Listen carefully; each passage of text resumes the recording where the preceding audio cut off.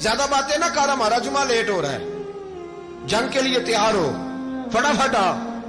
अहले बैत नबुव्वत को कत्ल करेंगे और कत्ल के बाद फिर नमाज पढ़ेंगे और फिर कहेंगे अल्लाहुम्मा सल्ली अला मुहम्मदिन व अला आले मुहम्मद।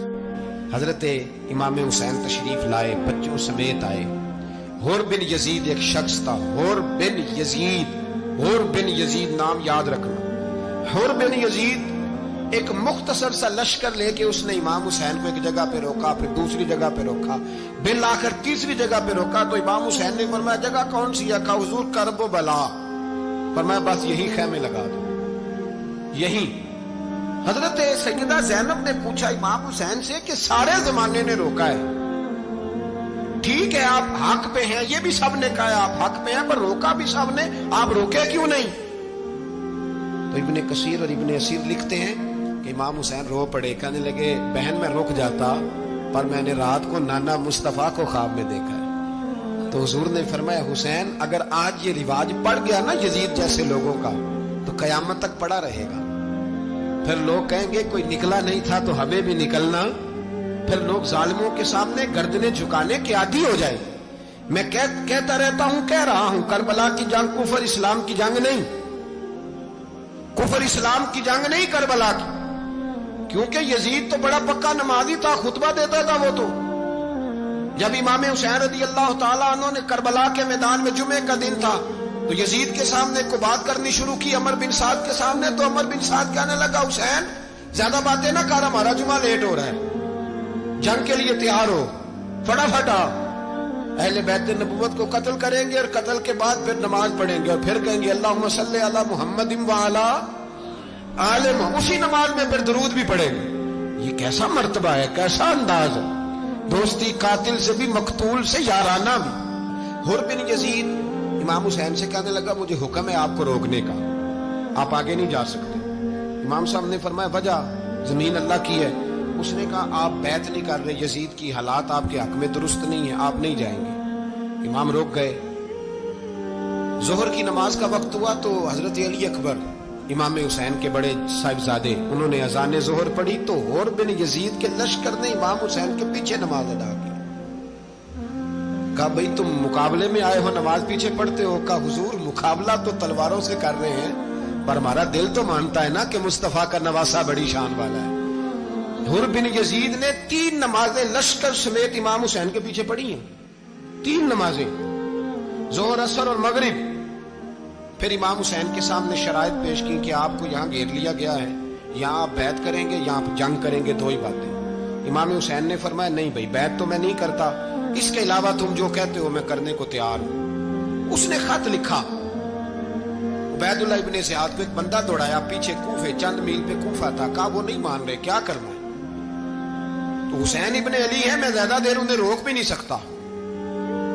उन्होंने पैगाम दिया हुर बिन यजीद को कि करना कुछ भी नहीं, उनका पानी बंद कर दो, ब्लैकमेल करो, खाना पानी नहीं मिलेगा, छोटे छोटे बच्चे हैं, खुद ही मान जाएंगे। हजरत इमाम अली मकाम के बारे में हुर के पास जब ये पैगाम आया तो हुर कहने लगा मेरी तबीयत नहीं मानती हुसैन पर पानी बंद करो, दिल नहीं मानता। जब ये लफ्ज कहे ना दोबारा तो फिर उबैदुल्लाह इब्ने ज़ियाद ने अमर बिन साद को 10,000 आदमी दे के भेजा।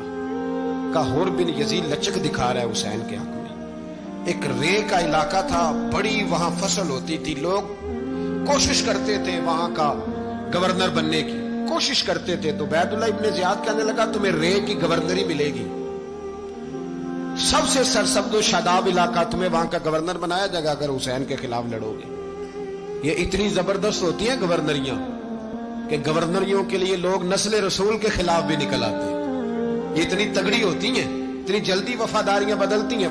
इमाम हुसैन को रोक लिया गया, अमर बिन साद ने रोक लिया।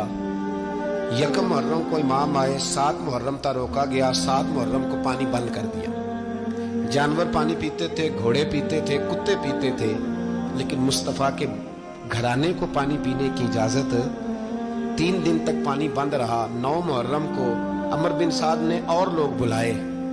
शिमर एक बड़ा सख्त आदमी था, संग दिल बदबख्त, जिसने हजरत अली असगर के गले पर तीर मारा था, वो और लश्कर लेके आया। रात को कहने लगा इमाम हुसैन रज़ी अल्लाह ताला अन्हु से कि बस बड़ा हो गया, یہ 9-10 محرم کی درمیانی رات، یہاں آپ جنگ کریں گے یا آپ بیعت کریں گے، دو ہی باتیں۔ امام حسین اندر گئے، سیدہ زینب سے مشورہ کیا، باہر آئے، فرمایا بات وہی ہے جو پہلے دن والی ہے۔ او بھائی بچے ساتھ ہو، صحرا کا علاقہ ہو، تپتی ہوئی ریت ہو، اتنے کٹھن اور سخت حالات، چاروں جانب موت ہی موت، دور دور تک اپنوں کا نام و نشان کوئی نہیں، اور اکیلے فیصلہ کرنے والے امام حسین، باقی سارے بچے ہیں یا عورتیں، سارے بڑے اکیلے۔ امام حسین رضی اللہ تعالیٰ عنہ نے فرمایا بھائی بیعت تو میں نہیں کرتا، باقی جو تمہارا پروگرام ہے۔ شمر اور ابن سعد کہنے لگے پھر جنگ کے لیے تیار ہو جائیں۔ کیا انداز ہے امام حسین کا، فرمانے لگے کل جنگ کروں گا، مجھے پتا تو ہے جنگ کا نتیجہ کیا نکلنا ہے، ایک رات مجھے دے دو تاکہ میں کھل کے اپنے رب کی عبادت تو کر لوں۔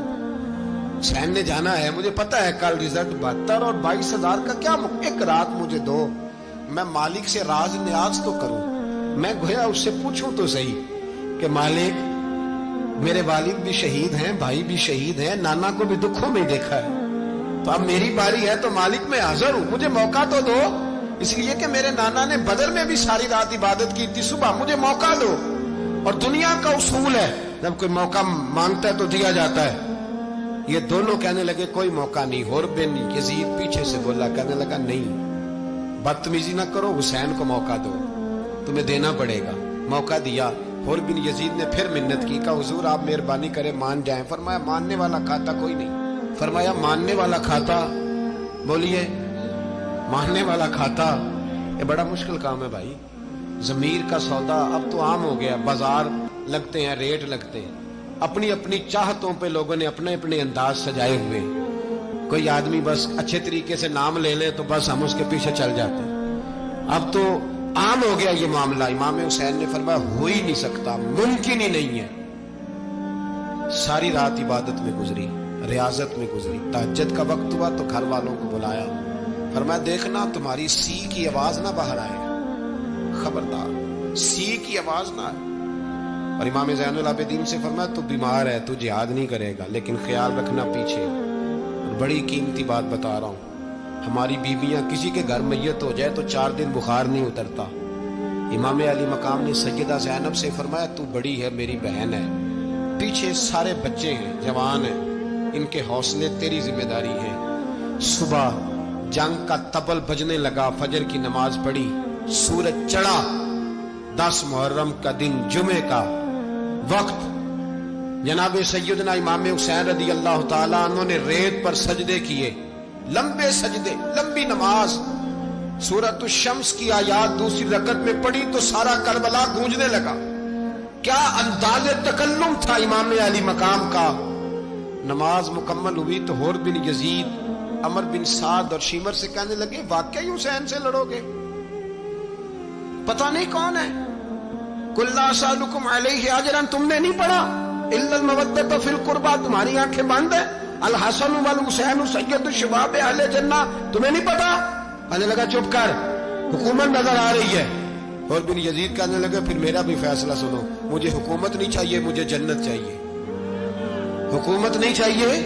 امام حسین کی پہلی فتح دیکھیں، اور بن یزید ایڑی لگا کے نا یزید کے لشکر سے نکل کے امام حسین کے لشکر میں شامل ہو گئے، اور پہلا شخص جس نے امام حسین کو روکا، امام حسین کے نام پر پہلا سر بھی اسی شخص نے کٹایا۔ لیکن یزید کی قبر پہ لعنت بھی کوئی نہیں برساتا، اس کا محل تھا بہت بڑا، لیکن جب لوگ کربلا میں امام حسین کو سلام کرنے جاتے ہیں تو قدموں میں حر بن یزید کا مزار بھی بنا ہوا ہے، اس کو بھی سلامی دی جاتی ہے۔ اور اب ہم اکیلا حر بن یزید نہیں کہتے، ہم کہتے ہیں حر بن یزید رضی اللہ تعالی۔ اب ہم اتنی تعظیم کرتے ہیں اس حر کی۔ جناب امام حسین کو میدان میں کھڑا کیا گیا، جہاد کا طبل بجا، پہلے خدام آئے، اور سن لو آج وہ پتہ نہیں بازاری سے لوگ چڑھ گئے اسٹیجوں پہ، بازاری سے، نہ چہرے پہ داڑھی ہے نہ سر پہ کوئی کپڑا ہے، بازاری لوگ ہیں، بھاگ رہے ہیں، بازو چڑھائے ہوئے ہیں، بٹن کھولے ہوئے، تماشا بنا دیا۔ سننے والوں کا بھی اللہ ہی حافظ ہے، وہ اسٹیج پہ یہ اہل بیت کی شان بیان کرتا ہے، بھاگ کے ادھر جاتا ہے، یہ کوئی طریقہ ہے؟ سننے والوں کا بھی عجیب انداز ہے، ہر بندے کو سننے بیٹھ جاتے ہیں۔ دین مہذب ہے، تہذیب والا ہے، دلائل رکھتا ہے، دین وقار رکھتا ہے، ایسے لوگ اب دین بیان کریں گے؟ حضرت سیدنا امام حسین رضی اللہ تعالیٰ عنہ صبح جب جہاد کا وقت آیا، پتہ ہے کون کون تھے کربلا میں؟